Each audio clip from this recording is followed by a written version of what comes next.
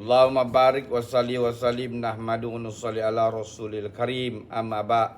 Aisyah radhiyallahu anha reports that once she sought permission from Rasulullah SAW to go for jihad. Nabi SAW replied, your jihad is Hajj. At another time, Aisyah radhiyallahu anha asked Nabi SAW whether jihad is also obligatory on females. He replied, yes, such jihad wherein there shall be no killing. Your jihad is Hajj and Umrah, Mishkat. Hussein radhiyallahu anhu reports that a man came to Nabi SAW saying, O Rasulullah SAW, I am a weak person having little courage. Nabi SAW said, come, I shall allow you such a jihad wherein no thorn shall prick you, no injury, and that is Hajj Targhib. Aisyah radhiyallahu anha once said, O Nabi Allah, we see that jihad is the most virtuous of all deeds. Shall we women not then fight in the way of Allah? Nabi SAW replied, the most virtuous form of jihad for you is Haji Mab'ul Targhib. Abu Hurairah radhiyallahu anha reports that Nabi SAW said, the jihad of the old ones, the weak, and the female shall be Hajj Targhib. In other hadith is stated, the jihad of children, the aged, the weak, and woman is Hajj and Umrah.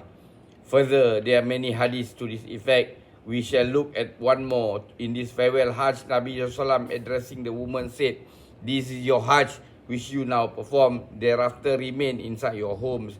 It is the result of this saying on Nabi SAW that amongst his wife, Zainab radhiyallahu anha and Saudah radhiyallahu anha never again went on pilgrimage. They used to say, when we had heard Nabi SAW saying this with our own ears, how can we leave our homes to perform Hajj? The other wives, however, used to go for Hajj often, having before them the hadith wherein Nabi SAW encouraged the performance of Hajj and Umrah as many times as possible. Targhib. It will appear that there is a clear contradiction in these two traditions from Nabi SAW. In actual fact, they are both correct and there is no contradiction. In Mishkat, we find this hadith. It is not permissible for a man to be alone in a house without any strange woman, and never ever should a woman proceed on a journey alone. Strange woman here means a woman other than one's wife, mother, sister, granddaughter, daughter, grandmother, granddaughters, nieces, and aunts. Further, Nabi SAW said a woman is something that should be covered. When she leaves the house, shaitan follows her and constantly makes attempt to mislead her. In one hadith is stated, whenever a man and a strange woman are alone in the house, the third person present is shaitan. Mishkat. Nabi SAW once said, refrain from visiting strange woman. Someone inquired, and if he is a brother-in-law, Nabi SAW said, brother-in-law is death. Mishkat. By the use of the word death, Nabi SAW wishes to emphasize that the undesirable intimacy of a brother-in-law with a sister-in-law provides so many chances of emotional attachment through familiarity, which will inevitably lead to destruction. There are many such warnings in the hadith.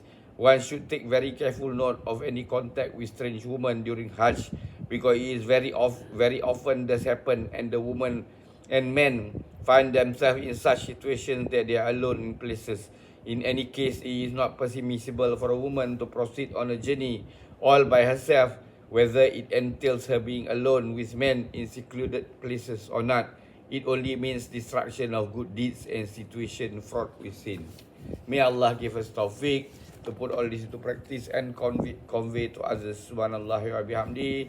Manakallahumma bihamdika asyhadu an la anta astaghfiruka wa atubu ilaik. Mana rabbika rabbil izzati amma yasifun wa salamun al mursalin.